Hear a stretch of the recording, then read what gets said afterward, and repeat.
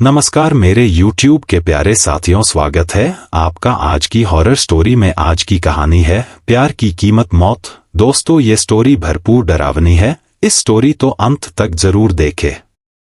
मैं आपसे एक छोटी से रिक्वेस्ट करना चाहता हूँ।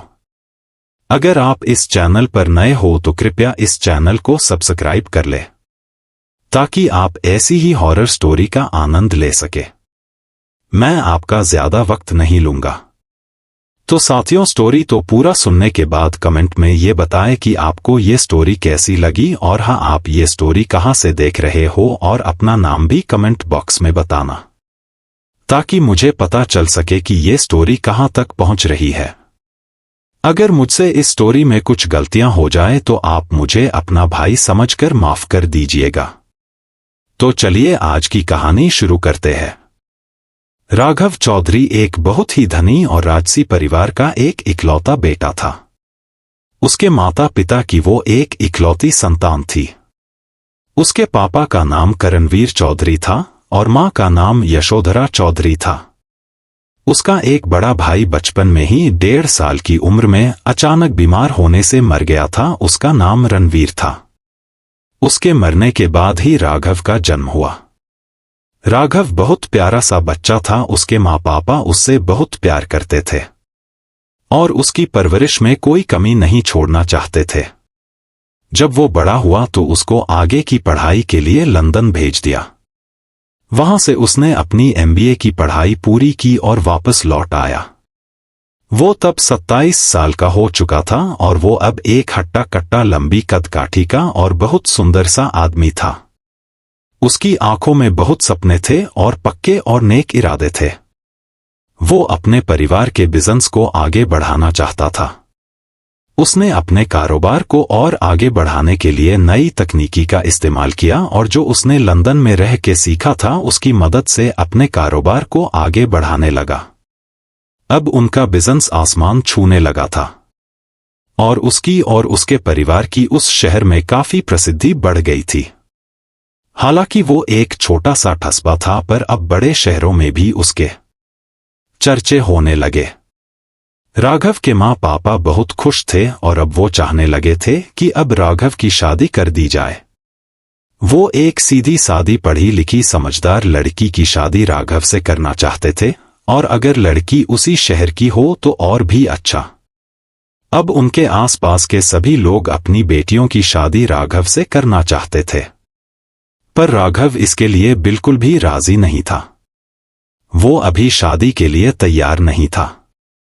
वो हर पल बिजनेस को और आगे कैसे बढ़ाया जाए, बस इसी बारे में सोचता था। और उसे कोई ऐसी लड़की भी नहीं मिली थी जिससे वो प्यार करता हो, क्योंकि वो अरेंज्ड मैरिज नहीं करना चाहता था। वो लव मैरिज करना चाहता था। वो बिजनेस के सिलसिले में अक्सर ही घर से बाहर रहता था और कभी कभी ही अपने घर में होता था। एक दिन जब वो दूसरे शहर से वापस लौट रहा था, एक बाजार में उसकी नजर एक लड़की पे पड़ी और वो उसे देखता ही रह गया। वो लड़की बहुत ही सुंदर थी। सामान्य कद काठी, भरा सा बदन, पतली सी कमर, लंबे काले घुंघराले बाल, काली मोटी तीर कमान जैसी भौहें, गहरी काली बड़ी बड़ी आंखें, लंबी पलकें, लंबी नाक, दूधिया गोरा रंग, गुलाबी होंठ और मोतियों से दांत। कुल मिला के एक सौंदर्य की मूरत जैसी थी वो। राघव उसे देखते ही उसके प्यार में पड़ गया। इस सबसे बेखबर वो लड़की अपनी खरीदारी में व्यस्त थी, पर राघव तो उसको पहली नजर देखते ही उसके प्यार में गिरफ्तार हो चुका था। उसने उसके बारे में पता लगाना चाहा, पर वो उसके बारे में कुछ भी तो नहीं जानता था कि वो रहती कहाँ है, करती क्या है, यहां तक कि उसका नाम तक वो नहीं जानता था। पर इस सबसे जुदा उसके माँ पापा को एक लड़की पसंद आ गई। वो राघव के पापा के दोस्त की बेटी थी। उसका नाम सुहानी था और वो और राघव बचपन से एक दूसरे को जानते थे। सुहानी सीधी सादी, संस्कारी और पढ़ी लिखी लड़की थी। वो बहुत सुंदर भी थी, पर इस सबसे बेखबर राघव उस अनजान लड़की के मोह पाश में जैसे बंध सा गया था। एक दिन उसके माँ पापा ने सुहानी के बारे में बात की। पर राघव ने तो शादी की बात ही करने से इनकार कर दिया। उसके माँ पापा ने सोचा शायद अभी शादी नहीं करना चाहता, पर उसके दिल में तो कोई और आके पहले ही बस चुकी थी। एक दिन जब वो किसी काम से घर से बाहर गया हुआ था, तब उसे वो लड़की फिर मिली और वो एक आइसक्रीम के एक ठेले पे खड़ी आइसक्रीम खरीद रही थी। राघव भी आइसक्रीम खरीदने के बहाने वहां गया और उसके बगल में जाके खड़ा हो गया। उस लड़की ने चॉकलेट फ्लेवर वाली आइसक्रीम खरीदी थी तो वही राघव ने भी लिया और ठेले वाले से कहा, मुझे तो आइसक्रीम बहुत पसंद है, खास करके चॉकलेट फ्लेवर वाली। और उस लड़की को कनखियों से देखने लगा, पर लड़की ने कोई प्रतिक्रिया नहीं दिखाई और अपने पर्स से पैसे निकालने लगी। शायद उसे देर हो रही थी, तभी उसके पर्स से एक लिफाफा नीचे गिरा। राघव ने चुपके से वो उठाया और जब वो आइसक्रीम वाले को पैसे देके जाने लगी तो उसके पीछे गया और आवाज लगाई, सुनिए, आपका ये सामान नीचे गिर गया है। वो लड़की मुड़ी और उसके हाथ से लिफाफा झपटा जैसे उसमें कोई खजाना छुपाया हो और कहा, अरे बहुत बहुत शुक्रिया आपका। राघव ने जब उसकी आवाज सुनी तो मंत्रमुग्ध सा हो गया। उसकी आवाज ऐसी थी जैसे कोई कोयल चहकी हो। राघव और बातें करना चाहता था पर हिम्मत नहीं जुटा पा रहा था। फिर उसने उससे उसका नाम पूछा और उस लड़की ने कहा, मेरा नाम सुनैना है। राघव ने कहा, बहुत सुंदर नाम है, आपकी ही तरह। सुनैना अपनी तारीफ सुन के शर्माई और धीरे से शुक्रिया में जवाब दिया। राघव के मन में जैसे पटाखे फूटने लगे खुशी के मारे। वो बहुत खुश था। सुनैना ने उससे पूछा कि आप कहाँ रहते हो? राघव ने कहा, मैं यहीं से कुछ दूर जो बड़ी हवेली है वहां रहता हूं और मेरा नाम राघव चौधरी है। क्या? राघव चौधरी, आप तो हवेली के राजकुमार हैं ना, जो विदेश से लौटे हैं पढ़ाई करके? राघव हंसा और कहा, हाँ मैं वही हूं। सुनैना तो मुंह फाड़े उसे एकटक देखने लगी और फिर राघव ने कहा कि सुनैना, मैं तुमसे दोस्ती करना चाहता हूं, क्या तुम मुझसे दोस्ती करोगी? सुनैना बहुत मिलनसार थी, उसने हाँ में जवाब दिया। फिर राघव ने उससे उसके परिवार और उसके बारे में पूछा तो सुनैना ने कहा कि मैं भी यही की हूं, बचपन से यही रही हूं, अपनी मां के साथ रहती हूं। पापा को मैंने देखा ही नहीं, वो तो जब मैं पैदा होने वाली थी तब ही गुजर गए थे। मां ने बड़ी मुश्किलों से मुझे पाला है और आजकल मैं संगीत से पोस्ट ग्रेजुएशन कर रही हूं। फिर राघव ने कहा, wow, I love music. Sunaina ने कहा, धन्यवाद राघव जी। दरअसल मुझे अभी देर हो रही है, आप बुरा न मानो तो क्या अभी मैं जा सकती हूं? ओह सॉरी, मैंने आपको अपनी बातों में उलझा दिया। आप बुरा न मानो तो क्या मैं आपको आपके घर छोड़ दूं? राघव ने कहा। सुनैना ने कहा, अरे नहीं, आप क्यों परेशान होते हैं, मैं चली जाऊंगी। राघव ने दोबारा कहा तो वो मना नहीं कर पाई और फिर राघव उसे उसके घर के बाहर छोड़ के अपने घर चला गया। अब वो एक दूसरे से मिलने भी लगे और गहरी दोस्ती भी हो गई थी। राघव तो उसे दोस्त से ज्यादा मानता था, पर उसके मन की बात वो नहीं जानता था। बहुत लंबा समय बीत चुका था मिलने में। कभी कभी तो पूरा दिन एक साथ बिता लेते थे। फिर भी राघव की हिम्मत नहीं हो पाती थी सुनैना से अपने दिल की बात कहने में। उसे डर था कि कहीं उसे वो उस नजर से नहीं देखती होगी तो दोस्ती भी टूट जाएगी। पर एक दिन उसने सुनैना के लिए एक सरप्राइज प्लान किया और उसे एक 5 स्टार होटल में डिनर पे ले गया और उसने घुटनों में बैठ के बिल्कुल फिल्मी अंदाज में सुनैना को प्रपोज किया और उससे पूछा, क्या तुम भी मुझसे प्यार करती हो?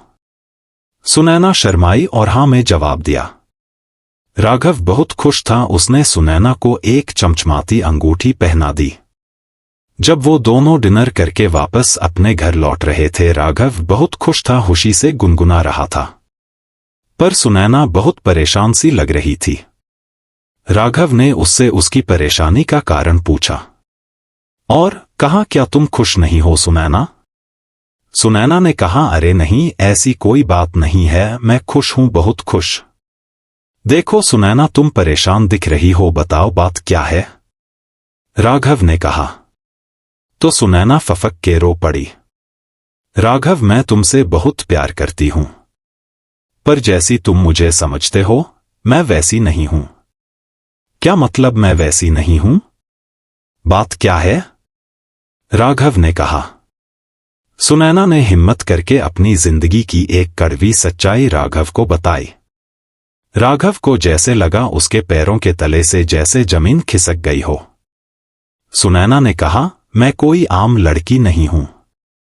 मेरी जिंदगी में कुछ भी सामान्य नहीं है और लड़कियों की तरह। सुनैना की आवाज में एक लरज उत्पन्न हुई। मां, मैं एक कोठे वाली की बेटी हूं, और मैं भी वही काम करती हूं जो मेरी मां करती है। मैं एक तवायफ हूं। उसके इतना कहते ही वहां जैसे सन्नाटा छा गया। सुनैना रोए जा रही थी और राघव चुप था, एकदम शांत। फिर राघव ने बोलना शुरू किया। सुनैना, मैं तुमसे अब भी बहुत प्यार करता हूं। तुम क्या काम करती हो इससे मुझे कोई फर्क नहीं पड़ता। मुझे फर्क नहीं पड़ता तुम क्या हो और क्या नहीं, मैं सिर्फ तुमसे प्यार करता हूं। और अब तो मेरा प्यार तुम्हारे लिए और भी गहरा हो गया है। तुमने मुझे अपनी जिंदगी की इतनी बड़ी सच्चाई बता दी। ये बहुत बड़ी बात है सुनैना, और एक रिश्ते में भरोसे से बड़ा कुछ भी नहीं। और भरोसे पे ही तो हर रिश्ता कायम होता है। तुमने ये साबित कर दिया कि तुम मुझसे बहुत प्यार करती हो। I love you so much Sunaina, और अब तो मैं पूरी जिंदगी सिर्फ तुम्हारे साथ ही बिताना चाहता हूं। क्या तुम मुझसे शादी करोगी? राघव के इतना कहते ही सुनैना फफक के रो पड़ी और उसके गले लग गई। मैं बहुत खुशनसीब हूं जो तुम मेरी जिंदगी में आए राघव। आई लव टू, और मैं तुमसे ही शादी करना चाहती हूं। मेरा वादा है सुनैना, मैं तुम्ही से शादी करूंगा चाहे कुछ भी हो। राघव ने कहा। और फिर कुछ देर बाद राघव ने सुनैना को उसके घर पहुंचाया और अपने घर वापस लौट गया। वो बहुत खुश था, उसे उसकी सुनैना मिल गई थी। सुनैना और राघव का प्यार अब परवान चढ़ने लगा था। वो दोनों रोज एक दूसरे से मिलने लगे और एक दूसरे के बहुत करीब आ गए। पर इस सबसे अनजान सुहानी भी राघव के सपने देखने लगी। वो भी उससे प्यार करने लगी थी, बहुत प्यार। वो और राघव एक दूसरे को बचपन से जानते थे और अच्छे दोस्त भी थे। पर सुहानी बचपन से ही उससे बहुत प्यार करती थी। पर राघव की नजर में सुहानी दोस्त से ज्यादा कुछ नहीं थी। राघव के माँ पापा सुहानी से ही राघव की शादी कराना चाहते थे, लेकिन अब राघव घर पे ज्यादा रहता ही नहीं था। या तो ऑफिस या फिर ऑफिस के काम से ही शहर से बाहर, या सुनैना के साथ। बस यही काम रह गए थे उसकी जिंदगी में अब। सुनैना से तो वो अलग रह ही नहीं पाता था। एक दिन जब राघव के माँ और पापा ने दोबारा उससे शादी के बारे में और सुहानी के रिश्ते के बारे में बात की तो वो गुस्से से भड़क गया और उसने कहा, मैं किसी और से प्यार करता हूं और उसी से शादी करूंगा, उससे नहीं तो किसी से नहीं। उसके पापा ने कहा, अगर ऐसा है तो हम जरूर उसी से तुम्हारी शादी कराएंगे, पर उससे पहले हम उसके बारे में सब जानना चाहते हैं और उससे मिलना चाहते हैं। राघव सुनैना को अपने परिवार से मिलाने ले आया और उसके पापा और माँ को भी सुनैना अच्छी लगी। उन्हें उसका सच पता नहीं था कि वो क्या थी। उन्हें उसकी सादगी पसंद आई और शादी के लिए मान गए। पर एक दिन उनके घर के एक नौकर ने सारा सच बता दिया। उसने कहा कि मालिक, आप छोटे मालिक को ये मत बताइएगा कि मैंने आपको सच बताया है, पर यह लड़की इस परिवार के लायक नहीं है। ये एक कोठे वाली है। ये सुनके उसके पापा गुस्से से तिलमिला उठे। उन्होंने कहा, तुम फिक्र मत करना, मैं राघव को ये नहीं बताऊंगा कि तुमने मुझे ये सब बताया है। पर गुस्से में उन्होंने सुहानी के माँ पापा से राघव और उसके रिश्ते की बात पक्की कर दी। उन दिनों सुहानी के माँ पापा वहां नहीं थे, अकेली सुहानी ही वहां थी। उसके पापा और माँ गांव गए हुए थे। उन्होंने उन्हें पत्र से सूचना भेज दी थी। राघव बिजनेस मीटिंग के लिए दूसरे शहर गया हुआ था। जब वो घर आया तो उन्होंने राघव से कहा कि मुझे उस लड़की का सच पता लग चुका है, उससे मैं तुम्हारी शादी हरगिज नहीं होने दूंगा। उसकी मां भी उसके और सुनैना के रिश्ते के खिलाफ थी, पर राघव जिद पे अड़ा था कि अगर शादी करेगा तो सुनैना से नहीं तो किसी से नहीं।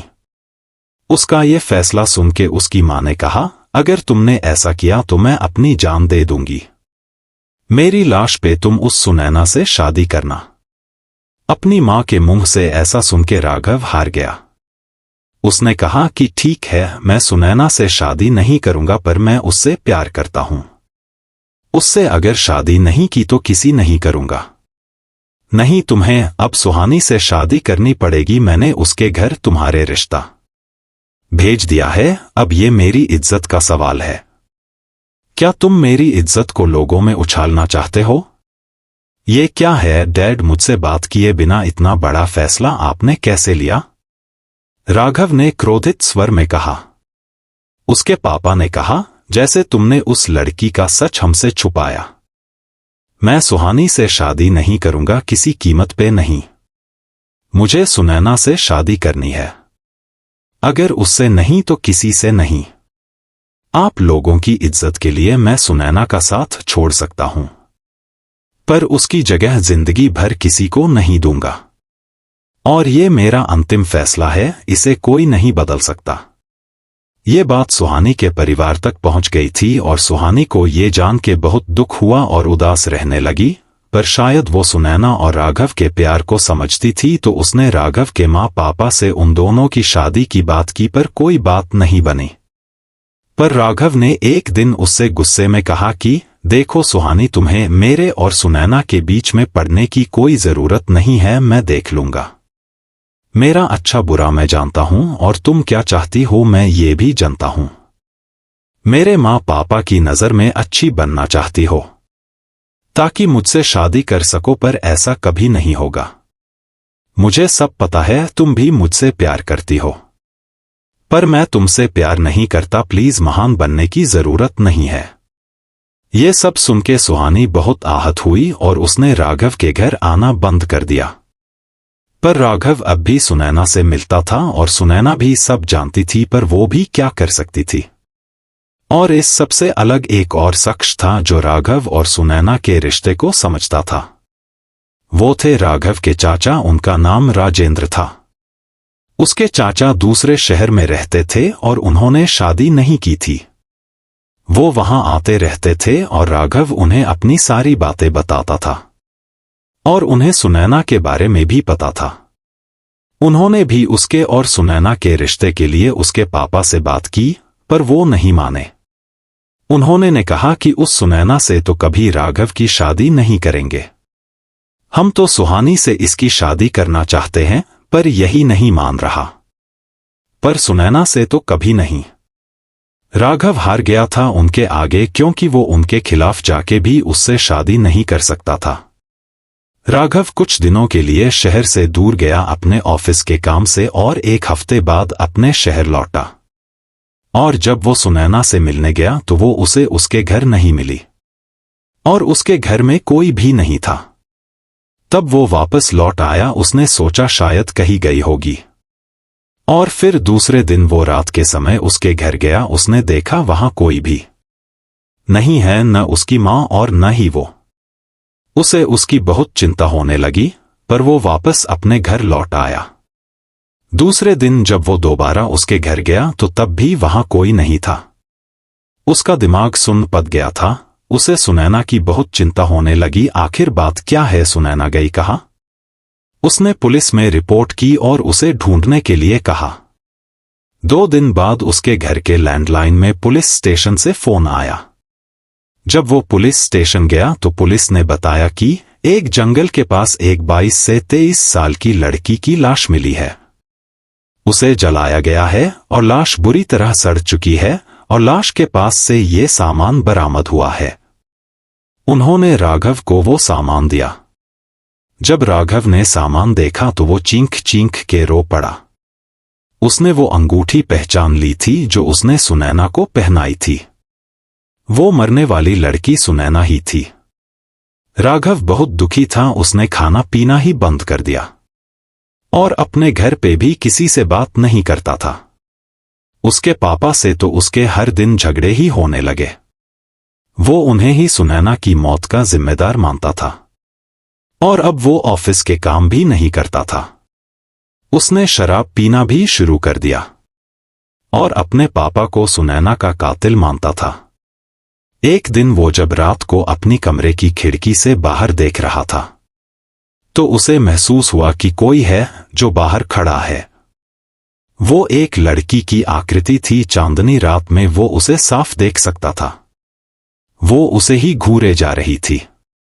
जब उसने गौर से देखा तो उसे महसूस हुआ कि उसका जला हुआ चेहरा था और बिखरे फटे से कपड़े पहनी हुई थी और वो सुनैना ही थी। राघव उसे देख के बहुत डर गया था। उसे यकीन हो गया था कि सुनैना वापस आ चुकी है। अब वो किसी को भी नहीं छोड़ने वाली थी। फिर वो अचानक ही पलक झपकते ही गायब हो गई। तभी राघव ने सोचा शायद ये उसका वहम है। नशे में होने से उसे ऐसा लग रहा था और वो सोने चला गया। पर क्या सच में ये उसका वहम था या वो वापस आ चुकी थी हवेली के लिए मौत बनके? जब राघव सुबह उठा तो उसे कुछ भी अच्छे से याद नहीं था कि उसने पिछली रात को क्या देखा था।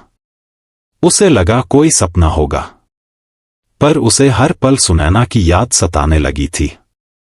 वो घर में किसी से बात नहीं करता था, न ही अपनी माँ से और न ही अपने पापा से। हर पल नशे में ही रहने लगा। उसकी ऐसी हालत देख के उसकी माँ को बहुत पछतावा होता और उसके पापा से भी वो कहती कि ये जो भी हुआ बहुत गलत हुआ, पर उसके पापा कहते कि कुछ गलत नहीं हुआ, सब सही हुआ। अगर ये उस लड़की से शादी कर लेता तो समाज में हमारी कितनी बदनामी होती, कभी सोचा है तुमने? धीरे धीरे वो उस लड़की को भूल जाएगा, तुम चिंता मत करो। वैसे भी सब लोगों को पता तो चल ही गया है कि ये हमारे लाड साहब तवायफ के चक्कर में उलझे हुए थे। लोग तरह तरह की बातें कर रहे हैं हमारे बारे में। बदनामी तो इसने करवा ही दी जिसका हमें डर था। करणवीर चौधरी अपनी कुर्सी में बैठे बैठे सिगरेट सुलगाने लगे। अब राघव को रोज एक ही सपना आने लगा। उस सपने में वो देखता कि सुनैना जल रही है और मदद के लिए पुकार रही है। वो जलती हुई छटपटा रही है और यहाँ वहाँ भाग रही है और फिर वही बिगड़ा हुआ सा डरावना चेहरा उसे दिखने लग जाता। ये सपना देखते ही वो चौंक के उठ जाता और उसके शरीर में सिहरन सी दौड़ जाती। पर एक रात को उसे महसूस हुआ कि कोई उसको उसके कॉरिडोर की खिड़की से देख रहा है। वो उठा और उसने गौर से देखा। उसे लगा वो सुनैना की आत्मा है और वो बाहर देखने चला गया। पर सुनैना फिर पलक झपकते ही गायब हो गई। वो डरा हुआ भी था और उसका सिर जैसे भन्ना गया था। उसे क्या करे कुछ समझ नहीं आ रहा था। थोड़ी देर बाद कोई जोर से चिल्लाया। उसे लगा आवाज नीचे वाले फ्लोर से आई। वो भाग के नीचे गया और जो उसने देखा उसे देख के उसके होश ही उड़ गए। उसके सामने उसी के घर का एक नौकर मरा पड़ा हुआ था। उसे तो जैसे काटो तो खून नहीं, वो हतप्रभ सा उसे देखता रह गया। उसकी मौत का कारण जाना तो उसे पक्का यकीन हो गया था कि सुनैना वापस आ चुकी है। उसे कार्डियक अरेस्ट हुआ था, शायद डर की वजह से। राघव के कुछ समझ नहीं आ रहा था वो क्या करे। वो किसे बताए किसे नहीं, कुछ भी उसके समझ नहीं आ रहा था। और उसके माँ पापा को वो कुछ भी नहीं बताना चाहता था और उसके चाचा वहां थे नहीं। उसे लगा उसने सुहानी को ये बात बतानी चाहिए, पर वो हिम्मत नहीं जुटा पा रहा था कि वो सुहानी से किस मुंह से बात करे। उसने गुस्से में उसे कितना भला बुरा कहा था। वो उसे माफ भी चाहे कर दे, पर वो माफी कैसे मांगे। उसे याद भी उसकी तब ही आई थी जब वो मुसीबत में था। पर उसने उसके घर जाके उससे माफी मांगने और उससे मदद मांगने का फैसला किया। वो सुबह उसके घर गया और देखा कि वो घर पे नहीं है और घर पे ताला लगा हुआ था। उसे याद आया कि सुहानी के माँ पापा गाँव गए हुए हैं, क्या पता वो भी गाँव ही चली गई। और वो वहां से वापस आने लगा। पर तभी उसका माथा ठनका और खुद ही में बड़बड़ाने लगा कि अभी ही क्यों वो अपने गांव गए। गांव तो वो अपने माँ और पापा के साथ भी जा सकती थी। कहीं उसने तो सुनैना के साथ कुछ गलत नहीं किया और अब यहां से भाग गई है। वो भी तो मुझसे शादी करना चाहती थी। एक बार शाम को और आके देखता हूं। अगर वो शाम को भी नहीं मिली तो उसके गांव जाके पता करूंगा। और वो वापस आ गया। फिर शाम को वो दोबारा उसके घर गया। उस समय वहां ताला नहीं लगा था। उसने घर का दरवाजा खटखटाया। जब दरवाजा खुला तो देखा सामने सुहानी खड़ी है। वो उसे एकटक देखने लगी। उसका मुंह खुला का खुला रह गया, जैसे सामने भूत आ गया हो। उसने कहा, राघव तुम यहां? सब ठीक तो है? आओ अंदर आओ। राघव को अपनी सोच पे बहुत शर्मिंदगी सी हुई। फिर राघव ने बोलना शुरू किया, सुहानी मुझे माफ कर दो, मैंने तुम्हारा दिल दुखाया। उस दिन तुमने मेरे और सुनैना की शादी के बारे में पापा और माँ से घर आके बात की, पर मैंने ही तुम्हें गलत समझा। हो सके तो मुझे माफ कर देना सुहानी। तुम मेरे दोस्त हो राघव, प्लीज मुझसे माफी मांग के मुझे शर्मिंदा मत करो। ये तो दोस्त का फर्ज होता है कि वो अपने दोस्त की मदद कर सके। वैसे भी मुझे पता है तुम परेशान हो सुनैना का बेवक्त इस तरह चले जाने से। सुहानी ने कहा, सुहानी एक बात तुम्हें बतानी है, पता नहीं तुम विश्वास करो या नहीं, पर मुझे सुनैना की आत्मा दिखती है। वो मुझे कुछ बताना चाहती है शायद। पता नहीं उसे किसने मारा, मैं कुछ साबित नहीं कर पा रहा हूं। मुझे तुम्हारी मदद चाहिए, मेरी मदद करो प्लीज सुहानी। क्या तुम मेरी मदद करोगी? सुहानी कुछ सोचने लगी, फिर उसने उसकी मदद करने के लिए हाँ कर दी। राघव को सुहानी के घर से लौटते हुए काफी रात हो चुकी थी। 11 बज रहे थे। वो रास्ते भर सुनैना के बारे में ही सोचता हुआ जा रहा था। जब वो अपने घर पहुंचा तो उसे लगा घर के गार्डन की झाड़ियों से उसे कोई साया घूर रहा है। वो सुनैना की ही आत्मा थी। उसने उसको पहचान लिया था। वो उसकी तरफ जाने को हुआ, तभी अंदर से उसकी माँ के चिंकने और रोने की आवाज आई। वो अंदर भाग के गया।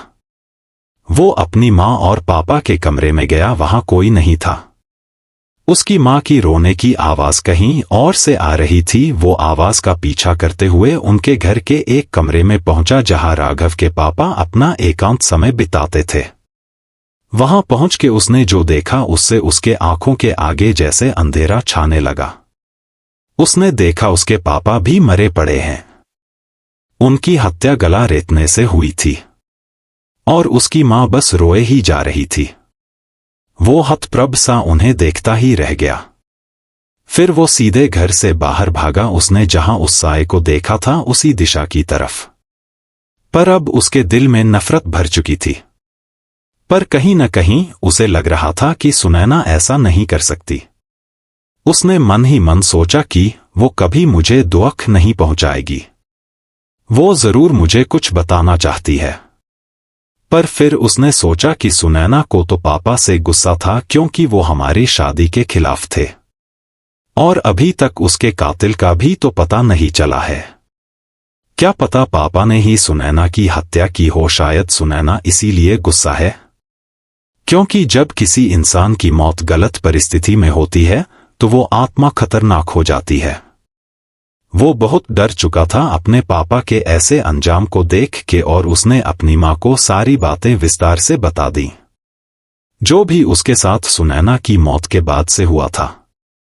ये सब सुन के उसकी माँ बहुत डर गईं और रोने लगीं। एक तो उस हालत में राघव के पापा की मौत हुई थी और दूसरा आत्मा का खौफ। इन सब बातों से वो बहुत टूट सी गई थी और राघव भी बहुत डरा हुआ और परेशान था। वो सब का जिम्मेदार अब खुद को मानने लगा था। वो सोचने लगा कि अगर उसने अपने पापा की बात को मान के सुहानी से शादी कर ली होती तो शायद आज सुनैना भी जिंदा होती और उसके पापा भी। उसी की जिद के कारण तो सुनैना की जान गई और उसके पापा भी आज उनके बीच नहीं थे। उसके पापा की मौत को 12 दिन गुजर गए थे। उसे सुनैना की आत्मा हर रोज दिखने लगी। वो जानना चाहता था कि बात क्या है, सुनैना क्यों हर पल उसे दिखती है। एक दिन रात को राघव की मां ने भी उसे देखा, वो दूर खड़ी उन्हें घूरती जा रही थी और फिर अचानक ही वो हंसने लगी। उसने कहा कि वो अपनी मौत का बदला जरूर लेगी। उसकी मां ने राघव को जब ये बताया तो वो जैसे टूट गया। उसे अब पक्का यकीन हो गया था कि अब सुनैना सिर्फ बदला चाहती है बस, और जो भी कुछ उसके मरने के बाद हुआ था वो सुनैना ही कर रही थी। उसे बस बदला चाहिए था। अब राघव का मकसद सिर्फ उसे रोकना हो गया था। इतने सब में वो ये भी भूल गया था कि सुहानी भी है जिससे वो मदद ले सकता है। पर उसे डर भी था, कहीं अगर सुनैना की आत्मा ने उसे कुछ किया तो वो क्या करेगा। पर वो अब भी मानता था कि वो सुनैना से बात कर सकता है और उसे रोक सकता है। सुहानी ने उसकी मदद करने के लिए हाँ कर दी, ये जानते हुए भी कि उसकी जान को खतरा हो सकता है। अब राघव सुहानी के करीब आने लगा था। उसे वो अच्छी लगने लगी थी। एक रात उसे फिर वही सपना आया और फिर अचानक ही उसकी नींद खुल गई। वो डर के मारे सिंहर उठा।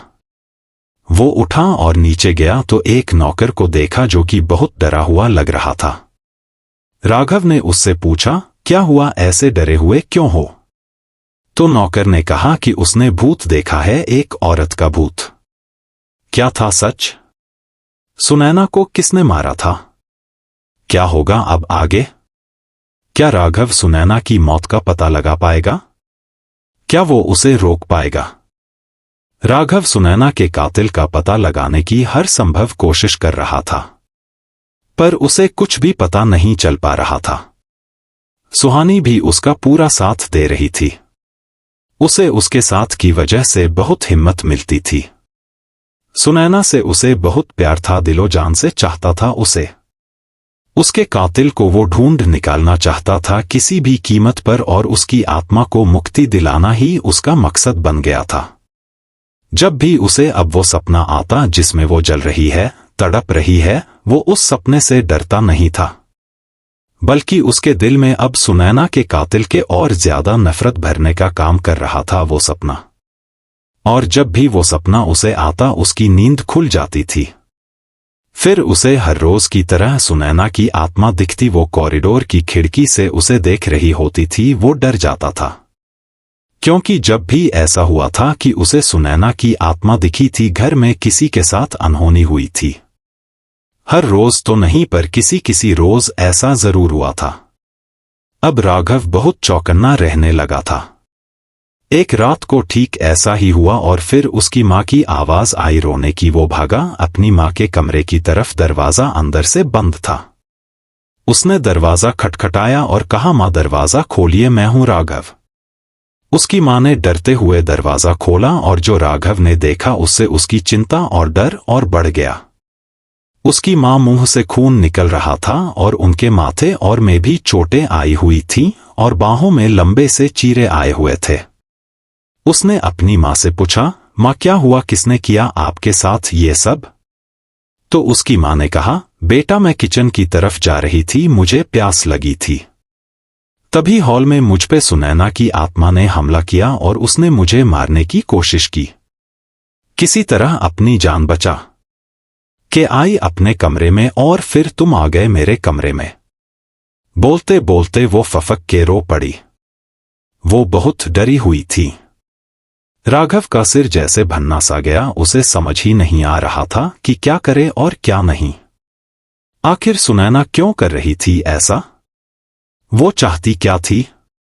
वो अब किसी भी हाल में सुनैना की आत्मा से संपर्क करना चाहता था, और उसने कई बार रात को जब उसका साया उसे दिखता था वो उससे संपर्क करने की कोशिश करता था, पर कोई बात नहीं बन पा रही थी। एक रात को जब उसे वही सपना दोबारा आया तो उसकी नींद खुल गई थी, और हमेशा की तरह सुनैना की आत्मा कॉरिडोर की खिड़की के पास खड़ी उसे घूर रही थी। फिर वो गायब हो गई, और जब वो कमरे से बाहर गया तो उस पे किसी ने चाटू से हमला कर दिया। वो उसके कंधे पे लगा और वो जोर से चिल्लाया। उसने हमला करने वाले को पकड़ने की कोशिश की पर वो उसे पकड़ नहीं पाया, पर उसके चेहरे की एक झलक देख ली थी उसने। वो शायद सुनैना ही थी। उसका चेहरा बुरी तरह जला हुआ था। उसकी चीख सुन के उसकी माँ और घर के 2 नौकर भागे भागे आए और उसे रात को ही जल्दी जल्दी हॉस्पिटल ले गए। खून ज्यादा बहने से वो बेहोश हो चुका था। फिर जब उसे होश आया तो उसकी माँ को अपने पास पाया। वो बहुत रो रही थी। माँ, वो मुझे भी मार डालना चाहती है, शायद तभी उसने मुझ पे भी हमला किया। वो मुझे भी अपने साथ ले जाना चाहती है शायद। उसने कहा था एक बार वो मेरे बिना नहीं रह सकती। मेरे लिए तो वो मर के भी वापस आएगी, कहा था उसने मुझसे। बोलते हुए वो रो पड़ा। उसकी माँ भी रोने लगी और उन्होंने कहा, ऐसा कुछ नहीं होगा बेटा, वो तुम्हें कुछ नहीं कर पाएगी। मैं ऐसा होने ही नहीं दूंगी। कुछ भी करूंगी तुम्हें और अपने परिवार को बचाने के लिए। मुझे लगता है हमें राजेंद्र को यहां बुला लेना चाहिए, वो हमारी मदद कर सकते हैं। फिर राघव को याद आया कि उसके चाचा उसकी मदद कर सकते हैं। उन लोगों ने उन्हें सूचना दी तो उसके चाचा ने कहा वो जरूर आएंगे और जरूर कुछ करेंगे। फिर 2 दिन बाद उसके चाचा आए और राघव को भी हॉस्पिटल से डिस्चार्ज मिल गया। एक रात को जब वो सो रहा था तो तब उसे फिर वही सपना आया और उसकी नींद खुल गई और उसने देखा सुनैना की आत्मा खिड़की के पास से अंदर की ओर घूर रही है। तो राघव से रहा न गया और रो पड़ा और उससे सवाल करने लगा, क्यों ऐसा कर रही हो? मैं तुमसे प्यार करता था। मैंने तुम्हारे साथ कुछ गलत नहीं किया। मैं तो तुमसे प्यार करता था ना। प्लीज मेरे परिवार को छोड़ दो। मैं जानता हूं तुम मुझे अपने साथ ले जाना चाहती हो। इसके लिए मैं तैयार हूं। लेकिन तुम मेरे परिवार के साथ कुछ गलत नहीं करोगी। पहले ही बहुत कुछ खो चुका हूं, अब नहीं खोना चाहता। प्लीज छोड़ दो इन लोगों को, मुझे माफ कर दो, मैं तुम्हारी रक्षा नहीं कर पाया। पर इसमें मेरे परिवार की तो गलती नहीं है ना। राघव सुबक पड़ा। सुनैना ने उसे अपने पीछे आने का इशारा किया। वहां बहुत अंधेरा था। वो सिर्फ परछाई ही देख पा रहा था और जहां उसका साया उसे ले जाता वो उसी तरफ चलता जा रहा था। वो कॉरिडोर से होते हुए छत की सीढ़ी की तरफ मुड़ गई। उसे उसके पीछे जाने से डर तो लग ही रहा था, पर वो सच्चाई भी तो जानना ही चाहता था। वो हिम्मत करके उसके पीछे जाता रहा और छत पे पहुंच गया। चांदनी रात थी और अचानक ही सुनैना की आत्मा भी पता नहीं कहाँ गायब हो गई। उसे कुछ समझ ही नहीं आया कि क्या हो रहा है। सुनैना क्या चाहती है कुछ पता भी नहीं चल पा रहा था कि अचानक ही किसी के हंसने की आवाज आई और वो उस तरफ मुड़ गया जहां से वो हंसने की आवाज आ रही थी। तभी कोई अपने में ही बड़बड़ाने लगा और हंसे जा रहा था। उसकी बातें इतनी साफ तो सुनाई दे ही रही थी कि कोई आसपास खड़ा इंसान सुन सके। राघव ने उसे पहचान लिया था और उसकी बातों को धीरे धीरे सुनने लगा और जो भी उसने सुना उसे सुनने के बाद उसे लगा जैसे उसे किसी ने गोली मार दी हो और वो दफन हो गया हो। उसका विश्वास टूट के चकनाचूर हो चुका था। वहां और कोई नहीं बल्कि उसके चाचा थे और उसके पापा की मौत पे अपनी खुशी जता रहे थे। राघव ने उन्हें पीछे से जाके गुस्से में एक धक्का दिया और पूछा, आखिर क्यों? मेरे पापा की मौत से इतने खुश आप क्यों हैं? बोलिए, क्या दुश्मनी थी आपकी उनसे? एक तो सुनैना ने उन्हें मार डाला और आप उनकी मौत पे खुशी जाता रहे हैं? क्यों? वो गुस्से में कल्पता हुआ सा बोला।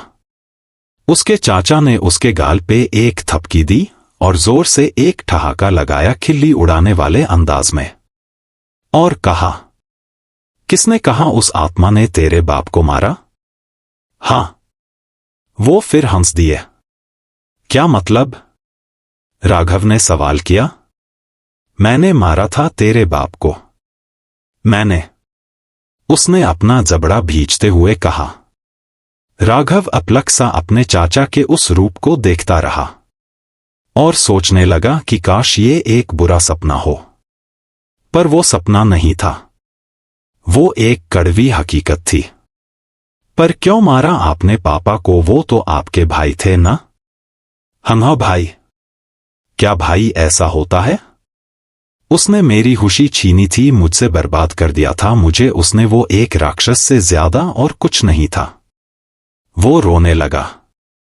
तभी राघव ने पूछा, क्या किया था पापा ने आपके साथ? और जो भी उसके चाचा ने उसे बताया। उसे सुन के उसके होश हवा हो चुके थे। वो वही जड़ हो चुका था। क्या हुआ था ऐसा? क्या किया था ऐसा उसके पिता ने, जो उनका अपना भाई ही उनकी जान का दुश्मन बन गया था? और सबसे बड़ा सवाल, सुनैना का सच क्या था? क्या चाहती थी वो? कभी उस पे हमला और कभी उसकी मदद क्यों कर रही थी? मैं तब 20 साल का था, पढ़ाई में बहुत अच्छा था। मेरे पिता यानी तुम्हारे दादा चाहते थे कि मैं पढ़ाई का सही इस्तेमाल करके हमारे बिजनेस को और आगे बढ़ाऊं। पर मेरी कोई रुचि नहीं थी बिजनेस में। पर मेरे ठीक उलट तुम्हारा बाप दक्ष था बिजनेस करने में। मैं एक दिन यूं ही अकेला कहीं बैठा हुआ था। हवेली से दूर एक कच्ची पगडंडी जाती थी, वहां एक बड़ा सा गहरी छाया वाला आम का पेड़ था। मुझे चित्रकारी का बहुत शौक था और वही बैठा हुआ पेंटिंग्स बना रहा था।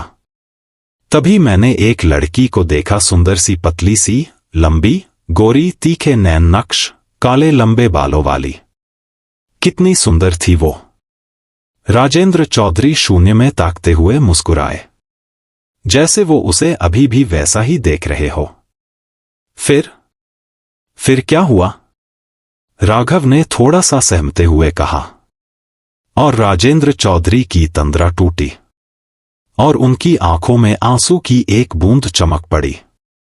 मैं उससे प्यार करने लगा था। मैंने उसके बारे में पता लगाया। वो हमारे कस्बे की ही थी। उसके पिता एक जमींदार थे और वो उनकी एक बहुत ही समझदार 17 साल की बेटी थी। मैं उससे शादी करना चाहता था। मैंने अपने पिता से उस बारे में बात की और वो मान गए। और तुम्हारे पिता को भी उनका परिवार पसंद आया। मेरे पिता प्रेम को बहुत अच्छे से समझते थे, क्योंकि उन्होंने ने भी प्रेम विवाह किया था तुम्हारी दादी से, उस जमाने में भी परिवार के खिलाफ जाकर। तभी उन्होंने मेरे प्यार को भी समझा और उसके घर मेरा रिश्ता भेज दिया। उसके पिता को वो रिश्ता मंजूर था, होता भी क्यों नहीं, उनकी बेटी को उतने बड़े घर से रिश्ता आया था। धीरे धीरे उसे भी मुझसे प्यार हो गया। हम मिलने लगे। शादी की भी तैयारियां जोरों से चल रही थी। उन्होंने आह भरी। राघव बेचैन हो रहा था पूरा सच जानने के लिए। उसके चाचा ने बोलना शुरू किया। हमारी शादी का दिन आया। मैं बेताब था उसे दुल्हन के लिबास में देखने के लिए। मन ही मन मुस्कुराए जा रहा था ये सोच के कि आज वो मेरे लिए सजेगी संवरेगी दुल्हन बनेगी। मैं भी तैयार हो रहा था कि अचानक तुम्हारा बाप मेरे कमरे में आया और बोला, अरे क्या बात है छोटे, तू तो एकदम राजा लग रहा है, किसी की नजर न लग जाए कहीं। पर मुझे क्या पता था, नजर तो उसी की लगने वाली थी। बारात जाने को हुई और मेरे भाई ने कहा कि उसकी तबीयत बिगड़ गई है, वो नहीं आ पाएगा। तो पिताजी को चिंता हुई। तो उसने कहा, अरे कोई बात नहीं, आप जाइए, मैं संभाल लूंगा। और मैं उसे उसके कमरे तक छोड़ने गया और उसे आराम करने को कहा। तभी उसने मुझे कहा, अरे भाई आज तेरी शादी है, थोड़ा जश्न तो बनता है ना। उसने शराब की तरफ इशारा किया। मैंने कहा, भैया आपकी तबीयत ठीक नहीं है, आप कैसे? तो उसने कहा, अरे पगले मैं नहीं, तू पिएगा, आखिर आज दूल्हा बनने जा रहा है तू। उसने खुशी जताते हुए कहा और मैं शर्माने लगा। तभी उसने कहा, अरे यार शर्माना नहीं है भाई, तभी तो मैं तुझे शर्म भगाने वाली दवा पिला रहा हूं ना भाई। आखिर दूल्हा है तो दुल्हन तो नहीं। वो हंसता हुआ बोला और मैं उसकी बातों में आ गया और पी गया। वो अपने दांतों को भींचते हुए राघव को घूरते हुए बोले, तभी राघव ने पूछा, फिर क्या हुआ? मैं नंगा पड़ा हुआ था कमरे में, मेरे शरीर पे एक अंडरवियर के सिवा और कुछ भी नहीं था। और फिर मुझे याद आया, आज तो मेरी शादी है, मैं यहां क्या कर रहा हूं? फिर मैं जब अच्छे से होश में आया तो देखा मैं घर के स्टोर रूम में पड़ा हुआ था। मैंने सोचा मैं तो भैया के कमरे में था, मैं यहां कैसे? तभी मैं उठा और दरवाजे को पीटने लगा, पर वहां कोई भी नहीं था, किसी ने दरवाजा नहीं खोला। तेरा बाप मेरी जगह दूल्हा बन के पहुंच गया था। तभी उसकी तबीयत खराब हुई थी। जब बारात वापस पहुंची तो मेरी आवाज सुन के दरवाजा खोला गया। तब तक सब खत्म हो चुका था। वो रोते हुए बोले। राघव समझ गया था कि हुआ था, फिर भी उसने हिम्मत करके उससे पूछा, जिससे आप प्यार करते थे वो मां थी क्या? मेरी मां? उसने आह भरी। हाँ, वो तुम्हारी मां थी, मेरी यशोधरा। राघव का मुंह आश्चर्य से खुल गया। पर तुम्हारे बाप को कोई चिंता नहीं थी मेरी, और न ही उसकी। वो भी उसे पसंद करता था और शादी करना चाहता था। मुझे ये बात पता नहीं थी, पर वो उसके शरीर से प्यार करता था सिर्फ। यशोधरा को ये धोखा बर्दाश्त नहीं हुआ, वो नहीं रहना चाहती थी वहां। पर उसके बाप ने उस पे दबाव बना दिया कि अब जो भी हुआ सो हुआ, अब वही उसकी किस्मत है। वो खुश था कि उसकी बेटी की शादी बड़े राजकुमार से हो गई थी। पर यशोधरा ने उसे पति मानने से इनकार कर दिया, पर वो तो राक्षस था। उसने उससे जबरदस्ती संबंध बना दिया और वो गर्भवती हो गई, और शादी को सिर्फ 7 महीने ही हुए थे कि रणवीर तुम्हारा बड़ा भाई पैदा हुआ। वो समय से पहले हुआ था, क्योंकि शायद उसकी स्थिति बहुत कमजोर हो गई थी और बच्चा जल्दी पैदा हो गया था। ऐसा सबको लगा। क्या मतलब ऐसा लगा? राघव ने पूछा। क्योंकि मैं सच जान चुका था बाद में कि वो ठीक समय पे ही हुआ था। क्योंकि शादी के समय यशोधरा 2 महीने की गर्भवती थी। उसने मुझे बताया रणवीर के जन्म के बाद। रणवीर मेरा बच्चा था। बोलते हुए उसकी आंखों में आंसू थे और चेहरे पे हल्की सी मुस्कान, जैसे अभी ही उसे पता चला हो, जैसे कि रणवीर उसका बेटा था। फिर उसने बोलना शुरू किया। मैं और यशोधरा शादी से पहले करीब आ गए थे। उनकी आंखें भीग गई थी बोलते हुए, और राघव हतप्रभ सा उन्हें अपलक देखता ही रह गया। फिर?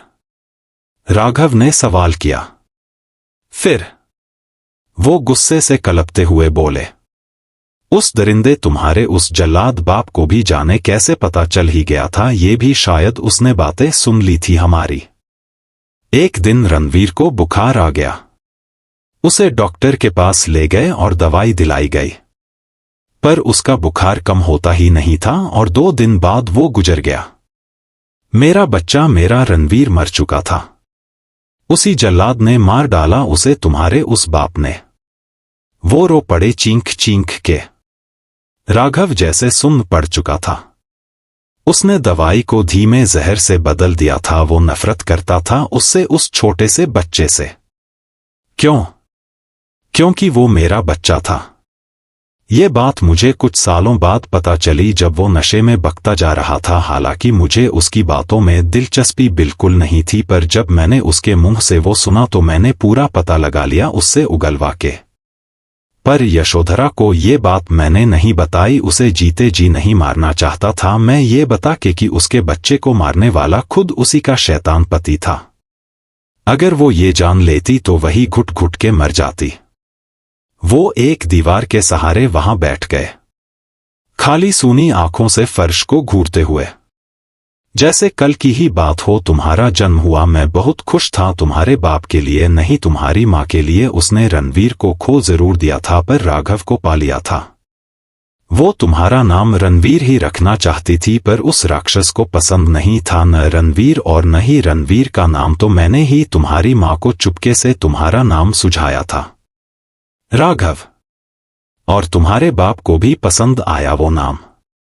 मैंने शादी नहीं की कभी क्योंकि मैं प्यार करता था यशोधरा से और उसकी जगह कोई भी और आती तो मैं उसे प्यार नहीं कर पाता क्योंकि वो सिर्फ यशोधरा के लिए ही था मेरा सच्चा प्यार।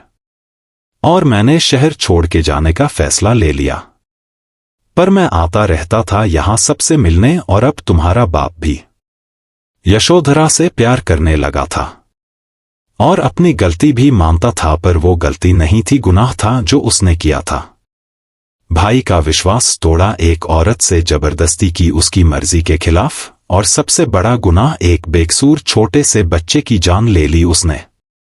मैं तो कब से उसे मारने की तैयारी में था पर मौका ही नहीं लगा हाथ। एक रात जब तुम कहीं गए हुए थे मैं घर आया उस दिन, यूं तो मैं ऐसे ही थोड़ा समय घर पे बिताने को आ रहा था, लेकिन मुझे एक लड़की दिखी घर के लॉन में झाड़ियों के पीछे से उसका चेहरा जला हुआ था पूरी तरह। वो आत्मा थी। मैं बहुत डर गया उसे देख के और मुझे पक्का यकीन था कि ये सुनैना होगी और मेरे दिमाग में विचार कौंध गया, क्यों न मैं इसका फायदा ही उठा लूं। और मैं घर के मेन गेट से न जाके पीछे के दरवाजे से घर में घुसा और उसी कमरे में गया जहां वो बैठा रहता था अक्सर अकेले समय बिताने के लिए, और मैंने अपना बदला ले लिया। फिर मैं मौका पाके घर के मेन गेट से बाहर निकल गया। मैं उससे बहुत नफरत करता था पर पता नहीं क्यों उसे वैसी मौत मैं नहीं दे पाया। उसे तड़पता देख के मुझे बहुत दर्द हुआ। मेरा भाई था आखिर वो, पर मारना मैं उसे जरूर चाहता था क्योंकि वो मेरे बच्चे और मेरे प्यार का गुनाहगार भी था। उनकी आंखों के कोर गीले हो गए थे। मैं जितनी नफरत तुम्हारे पिता से करता था न उतना ही प्यार मैं तुमसे करता हूं मेरे बच्चे। उन्होंने भीगी आंखों से राघव को निहारा। चाहे तुम उसका खून हो पर जन्मा तो तुम्हें भी मेरी यशोधरा ने ही है न, और शक्ल भी तुमने अपनी मां की ही पाई है। और रणवीर भी तो अपनी मां जैसा ही था। वो सुबकने लगे।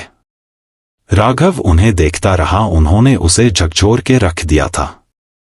वो सोचने लगा, कितने भले हैं मेरे चाचा, काश मां की शादी इनसे ही हुई होती और मैं इनका ही बेटा होता। उसके चाचा इंसान के वेश में देवता थे, उन्होंने कभी किसी का बुरा नहीं किया था। राघव को नफरत हो रही थी अपने पापा से। वो कुछ भी बोल पाने की हालत में नहीं था। वो वही उनके पास जाके बैठ गया। फिर उसके चाचा ने बोलना शुरू किया, बेटा मुझे माफ कर दो, मैं तुम्हारा गुनहगार हूं। मैंने तुम्हारे सिर से पिता का साया छीन लिया, पर मैं नफरत करता था उनसे। चाचा जी आप माफी मत मांगिए प्लीज, मैं समझ भी नहीं सकता आपने क्या क्या सहा है उनकी वजह से। राघव अपनी आंखें पोंछते हुए बोला। राघव बहुत परेशान सा दिख रहा था। तो उसके चाचा ने पूछा, क्या बात है बेटा, क्यों परेशान हो तुम? राघव ने सुनैना के बारे में उन्हें बताया। उन्होंने ने उसे उसकी पूरी मदद करने का वचन दिया, पर राघव शांत नहीं था। वो उन्हें अजीब नजरों से घूर रहा था। शायद कुछ जानना चाहता था पर उनसे पूछ नहीं पा रहा था। वो उसकी नजरों को पहचान गए और बोले, मैं जानता हूं तुम क्या सोच रहे हो, यही न कि कहीं गुस्से में मैंने तो सुनैना को नहीं मारा। राघव चुप रहा। बेटा मैं सिर्फ तुम्हारे पिता से नफरत करता था क्योंकि वो प्यार का दुश्मन था और मैं प्यार का पक्षधर, तो मैं सुनैना को क्यों मारूंगा भला? मैं तो तुम्हें भी प्यार करता हूं अपने बच्चे की तरह, और अपने बच्चों की खुशी में खुश होने की जगह उसे बर्बाद कोई कैसे कर सकता है भला? राघव आत्मग्लानि से भर उठा कि कैसे उसके चाचा से ऐसा सवाल किया उसने, और उसने अपने चाचा से माफी मांगी। राघव ने कहा, किसने मारा होगा सुनैना को? मेरी कुछ समझ नहीं आ रहा है। इसका जवाब तो मेरे पास भी नहीं है, उसके चाचा ने जवाब दिया। राघव सोचने लगा, आखिर क्या है सुनैना की मौत का सच? किसने मारा था उसे और क्यों? राघव अपने चाचा के मुंह से अपने पापा का सच जान के बहुत आहत हुआ था, और अपनी मां की तकलीफों को जानने के बाद तो टूट ही गया था। उसकी मां ने उतनी तकलीफें सहने के बाद भी कभी अपनी परेशानियां जाहिर नहीं होने दी थी उसे। वो सोचने लगा कि कैसा बेटा है, वो अपनी मां को कभी समय ही नहीं दे पाया। और तब से वो उनका बहुत ख्याल रखने लगा। उसने अपने पापा की मौत का सच भी उन्हें नहीं बताया। वो जानने के बाद वो और भी टूट जाती। आखिर जैसे भी थे उनके पति थे, इतने सालों का साथ था दोनों का, कैसे बताता वो उन्हें वो कड़वा सच। और वो भी तो कितना परेशान था बहुत दिनों से। सुनैना भी अब पहेली ही बनती जा रही थी उसके लिए। वो कैसे सारा सच पता लगाए जिससे सुनैना को इंसाफ मिले और सुनैना की आत्मा को मुक्ति। बस यही सब उसके जहन में हर वक्त चलने लगा। उसकी आत्मा जब भी उसे दिखती वो खुद को बहुत बेबस महसूस करने लगा, क्योंकि वो कुछ भी तो नहीं कर पा रहा था जिससे उसे मुक्ति मिल सकती। एक रात को जब वो सो रहा था, उसे अपने शरीर में हलचल सी महसूस हुई, जैसे कोई उसे जगाने की कोशिश कर रहा हो।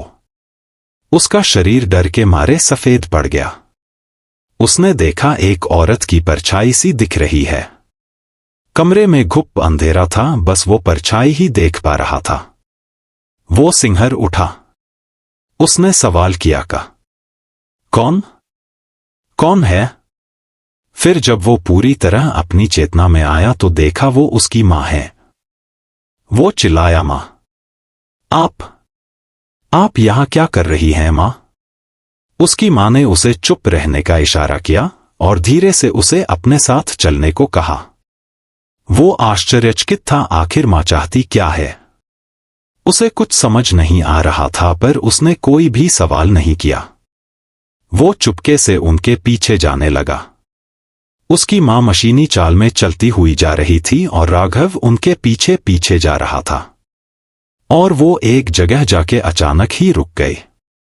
राघव की सांसें ऊपर नीचे होने लगी, जाने अब आगे क्या होने वाला था उसे कोई भी अंदाजा नहीं था। और अंधेरा भी सारे कमरों में पूरा पसरा हुआ था। वो लोग उस समय हवेली से कुछ ही दूर पीछे की तरफ, जहां सर्वेंट क्वार्टर्स थे, वहां खड़े थे। राघव सशंकित भाव से कभी अपनी मां को देखता तो कभी वहां अंधेरे में खोए कमरों को टटोलने लगा। ऐसा क्या है यहां? मां यहां क्यों लाई है मुझे? वो दोनों एक दीवार के सहारे खड़े थे और तभी एक कमरे की बत्ती जली और उसकी रोशनी बाहर तक आ रही थी, जिससे उन्हें बाहर कोई खड़ा दिखा। ये क्या, ये तो सुनैना है। राघव आश्चर्य से बोल पड़ा। उसकी मां ने चुप रहो, खुसफुसाया। राघव उनका मुंह ही देखता रह गया। आखिर हो क्या रहा है? उसके तो कुछ पल्ले ही नहीं पड़ रहा था। उसकी मां धीरे धीरे बिना कोई आवाज किए वहां जाने लगी। राघव भी डरते हुए उनके पीछे जाने लगा और सुनैना के आगे जाके खड़े हो गए दोनों। राघव जब उसके पास पहुंचा तो उससे सवाल करने लगा। उसके जले हुए चेहरे को देख के वो डर भी रहा था, पर वो सब कुछ जानना भी चाहता था। क्यों सुनैना, क्यों तुम मुझे नहीं बताती साफ साफ कि तुम चाहती क्या हो? क्या हुआ था तुम्हारे साथ, मैं जानना चाहता हूं। प्लीज बताओ मुझे ताकि मैं तुम्हारी मदद कर सकूं। सुनैना ने जोर से हंसना शुरू कर दिया और कहने लगी, किसी को नहीं छोड़ूंगी, बर्बाद कर दूंगी सबको, मैं मार डालूंगी सबको जैसे मुझे मारा गया था। अब माफी मांगने से कुछ नहीं होने वाला। क्या मुझे मेरी जिंदगी वापस मुझे मिल जाएगी, बताओ? वो रोने लगी। राघव भी रोने लगा। फिर उसने पूछा, सुनैना तुम्हें किसने मारा, मुझे बताओ प्लीज, मैं उसे सजा दिलवाऊंगा, पर मेरे परिवार को छोड़ दो, इन्होंने तुम्हारा क्या बिगाड़ा है? नहीं, कभी नहीं, अब माफी मांगने का समय गया, अब मुझे बदला चाहिए, बस बदला। वो जोर जोर से डरावनी हंसी हंसने लगी। तभी अचानक सुनैना के बाह में चाकू से वार हुआ। उसे एक चीरा लगा और खून की बूंदें छलक पड़ी। वो वार राघव की मां ने किया था। उन्होंने अपनी कमर में छुपाए चाकू से वो वार किया था। आत्मा के हाथ से खून। राघव को लगा जैसे एक बड़ा झटका लगा। उसका मुंह आश्चर्य से लंबा खुल गया। उसने कहा, ये कैसे हो सकता है? इसका मतलब तुम? हाँ, मैं जिंदा हूं मैं। सुनैना जोर से चींकते हुए बोली। राघव हतप्रभ सा उसे देखता रह गया।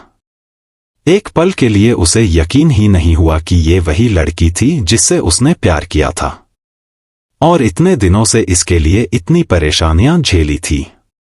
राघव चिल्लाया, आखिर क्यों? क्यों किया तुमने ऐसा? बोलो, जवाब दो। मैंने तुम्हारी खुशी के लिए क्या कुछ नहीं किया? और तुमने? राघव को घृणा होने लगी थी सुनैना की शक्ल से भी, क्योंकि नफरत करती थी मैं तुम्हारी मां से और उसके परिवार से, बहुत नफरत। सुनैना गुस्से में फुंफकारती हुई बोली। पर क्यों? क्या किया था मां ने तुम्हारे साथ? राघव ने एक और सवाल किया। सुनैना ने बोलना शुरू किया, तुम्हारी मां ने कुछ नहीं किया, पर मेरे परिवार को बर्बाद कर दिया था तुम्हारे नाना के परिवार ने, जिसकी वजह से मैं नफरत करती थी तुम्हारे नाना से। सुनैना आंखों में आंसू लिए हुए बोली, ऐसा क्या किया था मेरे नाना ने तुम्हारे परिवार के साथ? मेरे परिवार को बर्बाद कर दिया था तुम्हारे परनाना और तुम्हारे नाना ने। सुनैना आंखों में आंसू लिए हुए शून्य में ताकती हुई बोली, पर हुआ क्या था ऐसा तुम बताओगी मुझे? राघव ने सवाल किया। मेरे नाना रामचंद्र शास्त्री, मेरी रचना प्रतिशोध और उनके भाई के परिवार को बर्बाद किया था तुम्हारे नाना ने। तुम्हारा नाना बलात्कारी था। उसने मेरे नाना की छोटी बहन का बलात्कार किया था, जिसे मेरे नाना ने बेटी की तरह पाला था।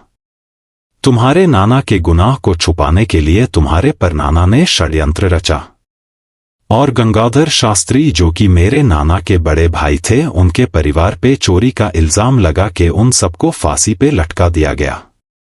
मेरे नाना उनका बदला लेने के लिए मेरी नानी को शहर में छोड़कर गांव आ गए। तब नानी गर्भवती थी और तंत्र साधना करने लगे और कभी कभी उनसे मिलने भी आते थे। और फिर मेरी माँ भी पैदा हुई और जब माँ 14 साल की थी, एक दिन मेरे नाना भी मारे गए। मानती हूँ उन्होंने गलत तरीका चुना बदला लेने का, पर क्या उनके साथ गलत नहीं हुआ था? बोलो। राघव कोई उत्तर नहीं दे पाया। मेरी नानी सदमे से चल बसी। मेरी माँ तब सिर्फ 14 साल की थी। वो अनाथ हो चुकी थी, उनका कोई नहीं बचा था। फिर एक दिन मेरी माँ को जबरदस्ती उस घर से निकाल दिया जो कभी उनका था। उस छोटी सी उम्र में ही उन्हें इतना सब झेलना पड़ा था तुम्हारे नाना की वजह से। सुनैना की आंखों में गुस्सा था और वो राघव को और उसकी माँ को नफरत से घूर रही थी। मेरी माँ यहाँ वहाँ लोगों के घरों में काम करके अपना पेट पालने लगी थी और ऐसे ही समय बीतता रहा। और जब वो 16 साल की हुई, उनपे भी किसी की गंदी नजर पड़ गई और उनके साथ जबरदस्ती की गई और फिर उन्हें कोठे में बेच दिया गया और उनकी जिंदगी और भी ज्यादा नर्क हो गई। फिर वो गर्भवती हो गई और मेरा जन्म हुआ। सुनैना का गला भर्रा गया। वो आंसुओं को रोकने का प्रयास करने लगी, पर वो असमर्थ रही और फफक पड़ी। मेरा बचपन सामान्य बच्चे की तरह नहीं था। मेरी माँ मुझसे प्यार नहीं करती थी जैसा और माएं अपने बच्चे से करती हैं। मुझे उनका प्यार कभी नहीं मिला। मुझे इसका कारण ही नहीं पता था। कैसे पता होता? किसी ने बताया ही नहीं था। ऐसे ही बिना माँ के प्यार के मैं बड़ी हुई और मैं भी उनकी तरह ही वही काम करने लगी जो वो करती थी। एक दिन माँ के साथ मेरा झगड़ा हो गया और मैंने उन्हें बुरा भला कह दिया। वो कुछ नहीं बोली। मैं गुस्से में घर से बाहर निकल गई।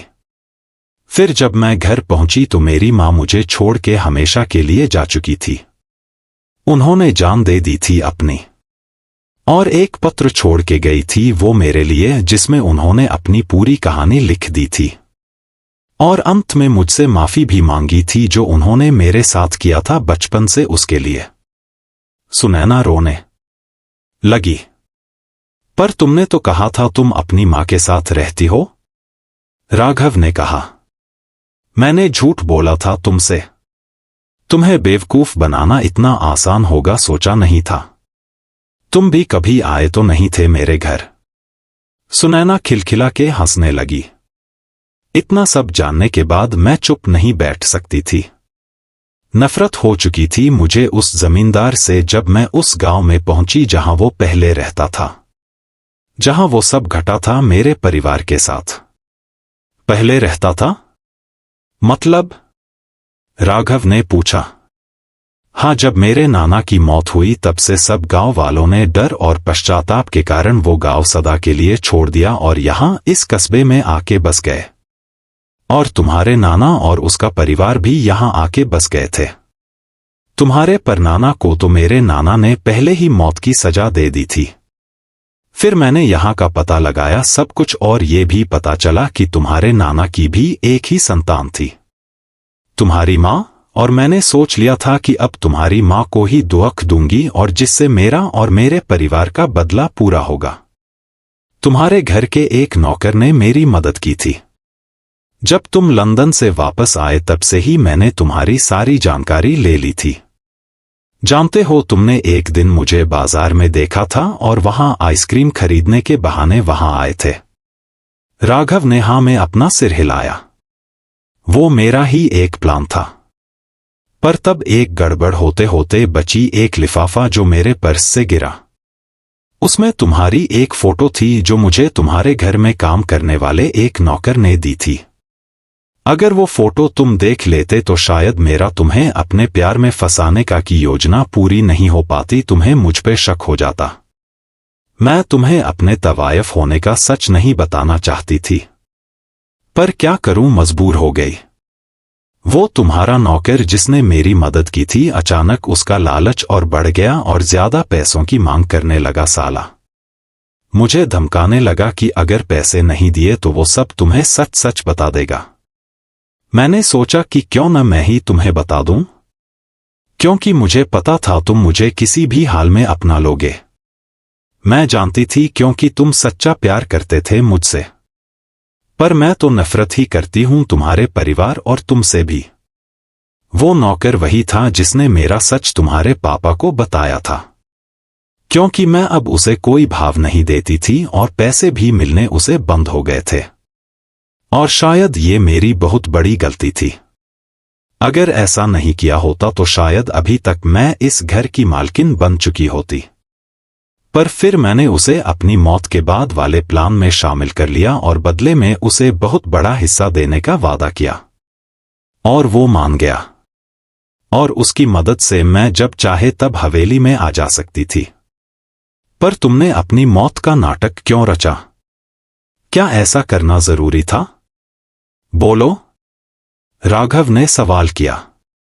सुनैना बगले झांकने लगी, शायद अब वो सच बताने में डर महसूस करने लगी थी। तभी अचानक राघव की मां बेहोश होके जमीन पे गिर गई। और फिर सुनैना ने फिर बोलना शुरू किया। राघव, मैं इससे मिलना चाहती थी और इससे मिलके बात करना चाहती थी और इसे समझाना चाहती थी कि ये और तुम चुपके से शादी कर लो, क्योंकि तुम मुझसे नफरत करने लगे थे, मेरी बात ही नहीं सुनना चाहते थे। और मैंने इसके घर का पता लगाया। मैं जब इससे मिलने पहुंची तो ये कमरे में जोर जोर से ठहाके लगा के हंसी जा रही थी और तुम्हारे परिवार को बर्बाद करने की बात कर रही थी और इसके साथ तुम्हारा नौकर भी था। तुम क्या बोल रही हो सुनैना? क्या बक रही अब ये सब? राघव ने कहा। सुनैना नहीं सुहानी। मैं सुहानी हूं राघव, सुनैना नहीं। क्या? हाँ, इसने उस दिन मुझे देख लिया था और इसे ये भी पता चल चुका था कि मैंने सब सुन लिया है और ये दोनों मुझे बेहोश करके जंगल में ले गए और मुझे जिंदा जला दिया। मैं तड़पती रही और तड़प तड़प के मर गई। फिर इन्होंने ये घटिया चाल चली ताकि इनका काम भी हो जाए और मेरी मौत की खबर भी किसी को पता न चल सके। राघव का दिमाग सुन्न पड़ चुका था। वो ये मानना ही नहीं चाहता था कि सुहानी मर चुकी है और उसकी आत्मा उससे बात कर रही है। उसने कांपती हुई आवाज से उससे पूछा कि पर तुम तो मुझसे मिली थी और मेरी मदद की थी। वो कैसे? मैं तो हमेशा ही तुम्हारे साथ रहने लगी थी। याद है जिस दिन तुम्हारे घर में एक नौकर की मौत हुई थी, तब खिड़की पे मैं ही तो थी। मैं तुम्हें सपने में भी आती थी ताकि तुम्हें जगा सकूं और इस सुनैना की करतूत तुम्हें दिखा सकूं। उस दिन उस नौकर ने सुनैना को ही देखा था और वो उसका चेहरा देख के डर गया और उसकी मौत हो गई। मेरा सपने में आने का एक और कारण था कि तुम मुझे पहचान सको, पर ऐसा होता नहीं था क्योंकि जले हुए चेहरे की वजह से तुम मुझे नहीं पहचान पाते थे और मुझे सुनैना ही समझने लगते थे। और जब तुम मेरे घर आए मुझसे मिलने, मैं तुम्हें मिली ही नहीं और घर पे ताला लगा हुआ था। वो ताला तब से लगा हुआ था जब मैं सुनैना से मिलने गई हुई थी। पर तुम्हें तो मुझ पे ही शक होने लगा था। क्या करती मैं? मुझे लगा अभी दखल देना जरूरी है। और शाम को मैं तुम्हें मिली और तुम्हारा शक दूर करने में कामयाब हो पाई। मैं तुम्हें तब ही सब बताना चाहती थी, पर मुझे वो समय सही नहीं लगा। राघव को भी वो दिन याद आया और उसे अपनी सोच पे बहुत शर्मिंदगी हुई। क्या क्या सोचा था उसने उसके बारे में, और वो बेचारी तो मरने के बाद भी उसकी मदद ही करती आ रही थी। जब तुम पे हमला हुआ था वो सुनैना ने ही करने की कोशिश की थी। उसके निशाने पे तुम्हारा सिर था, मैंने उसके हाथ पे झटका दिया था और तुम्हें कंधे पे जाके वो चाकू लगा। और जब तुम्हें तुम्हारे चाचा का सच पता चला, उस दिन भी वो मैं ही थी जो तुम्हें छत तक ले गई थी। और अभी भी मैंने ही तुम्हारी मां के शरीर में कब्जा किया हुआ था और तुम्हें सुनैना का सच बताने में सफल हो पाई हूं। मैं तुम्हें बहुत प्यार करती थी राघव, और कोई तुम्हारे साथ गलत करे बर्दाश्त नहीं मुझे। बचपन से सिर्फ तुम्हें ही प्यार किया था मैंने। क्या तुम्हारे साथ गलत होने देती? कभी नहीं। मुझे माफ कर दो सुहानी, मैं तुम्हें समझ ही नहीं पाया। तुम मुझसे सच्चा प्यार करती थी और मैंने तुम्हारे साथ बहुत गलत किया। मैंने तो प्यार भी सुनैना की शक्ल से किया था, जबकि दिल तो तुम्हारा ही अच्छा था, जिसमें सिर्फ प्यार ही प्यार था, और सुनैना के दिल में सिर्फ नफरत। पर मेरी आंखों में तो सुनैना के लिए प्यार की पट्टी बंधी हुई थी। मैं देख ही नहीं पाया तुम्हारा सच्चा प्यार। मुझे माफ कर दो सुहानी। राघव ने सुहानी के आगे हाथ जोड़े और रोने लगा और रोते रोते उसकी पद्मों में घुटनों के बल बैठ गया। फिर सुहानी ने उसके गाल पे प्यार से हाथ फेरा और सुनैना के शरीर ने एक झटका सा लिया और सुहानी की आत्मा मुक्त हो गई। उसकी आत्मा को मुक्ति मिल चुकी थी। और फिर सुनैना को भी पता चला कि सुहानी की आत्मा आई थी उसके शरीर में, और उसे एक झुरझुरी सी छूट गई। जिस खेल को वो खेल रही थी मजाक समझ के, वो सब सुहानी के साथ सच में हो रहा था। उसे मुक्ति ही नहीं मिल पा रही थी। फिर राघव के पूरे परिवार को पता चला कि क्या हुआ था, और सुहानी के माँ बाप को भी खबर की गई और सुनैना को पुलिस ने पकड़ लिया, और साथ ही उसकी मदद करने वाले उस नौकर को भी, और दोनों को सजा हुई। राघव ने फिर वो हवेली ही छोड़ दी। कितना कुछ खोया था उसने उस हवेली में, कैसे भूल सकता था वो। और अपने चाचा और माँ के साथ दूसरे शहर में शिफ्ट हो गया। अब राघव 50 साल का हो चुका है और उसकी माँ और चाचा बहुत बूढ़े हो चुके हैं। राघव अब भी सुहानी के बारे में सोचता है तो उसे बहुत पछतावा होता है। क्यों उसके साथ इतना सब हुआ, उसे उससे प्यार करने की और उसके बारे में चिंता करने की कितनी बड़ी सजा मिली। सुहानी ने प्यार की कीमत मौत से चुकाई थी, और फिर भी मौत के बाद भी उसका साथ निभाया था। उसने एक लड़की गोद ली हुई है जो अभी 21 साल की है, और राघव उसे कहता है कि उसकी माँ का नाम सुहानी था और वो बहुत अच्छे दिल की लड़की थी। उसकी बेटी का नाम खुशी है। वो उसे बिल्कुल सुहानी की तरह संस्कार दे रहा है, और अब वो उसके सहारे और सुहानी की यादों के सहारे जिंदगी बिता रहा है। दोस्तों, ये कहानी यही खत्म होती है। तो आपको कहानी कैसी लगी कमेंट में बताएं। वीडियो अच्छी लगी हो तो वीडियो को लाइक करें और चैनल को सब्सक्राइब करें।